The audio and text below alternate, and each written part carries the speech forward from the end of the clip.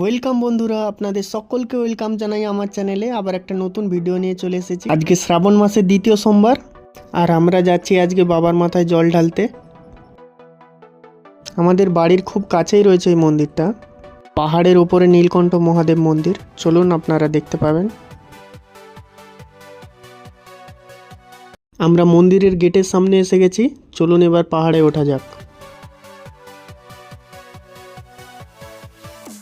আমরা অল্প একটু উঠে এসেছি, এখনও অনেকটা উঠতে হবে, তো চলুন সঙ্গে থাকুন। মুম্বাই শহরের সাইনকলি পাড়াতে আমরা শিব মন্দিরটাতে আছি এখন। আর মুম্বাইতে এখন ঘন বর্ষাকাল চলছে, তাই রাস্তার দুপাশে এরকম ঘন জঙ্গল বর্ষার কারণে তৈরি হয়ে গেছে। আপনারা কে কোথা থেকে এই ভিডিওটা দেখছেন একটু কমেন্ট করে জানাবেন। আমরা মন্দিরের খুব সামনেই পৌঁছে গেছি, চলুন উপরে যেয়ে দেখা যাচ্ছে।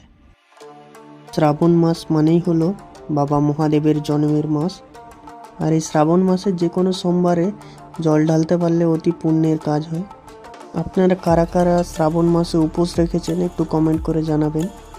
আজকে সোমবার, তাই প্রচণ্ড ভিড়ও হয়েছিল মন্দিরে। দেখুন বাবা ভোলানাথের মাথায় কিভাবে দুধ ঢালা হচ্ছে, আর কমেন্টে লিখে দিন ওম নমঃ শিবায়।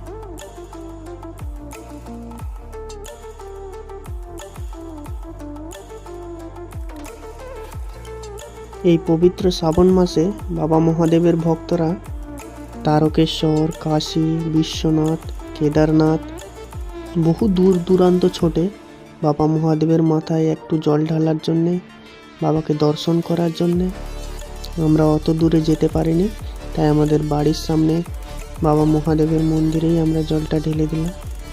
আপনারাও বাড়ির সামনের মন্দিরে গিয়ে, অথবা তাও যদি না পারেন, আপনাদের বাড়িতে যে শিবলিঙ্গ আছে তার মাথায় দুধ দিয়ে অভিষেক করলেও হবে। বাবা ভোলা মহেশ্বর আমার একটা সামান্য বেলপাতাতেই তুষ্ট হয়ে যান। আমরা ফেসবুক, ইউটিউবের মাধ্যমে দেখতে পাচ্ছি বাংলার দুই ছেলে দণ্ডি কাটতে কাটতে আদিযোগী ও কেদারনাথের উদ্দেশ্যে যাত্রা শুরু করেছে। তাদের ভক্তি তাদের কাছে, মহাদেব তাদের সহায় হোক। তবে আমার মতে আকণ্ঠ ভক্তিটাই হচ্ছে আসল ব্যাপার। চলুন, আমার দুধ ঢালা হয়ে গেছে।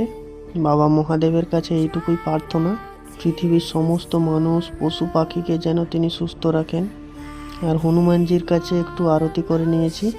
তো চলুন, আমরা মন্দির থেকে বেরিয়ে এসেছি। এটা মন্দিরের বাইরে একটা ছোট্ট অংশ।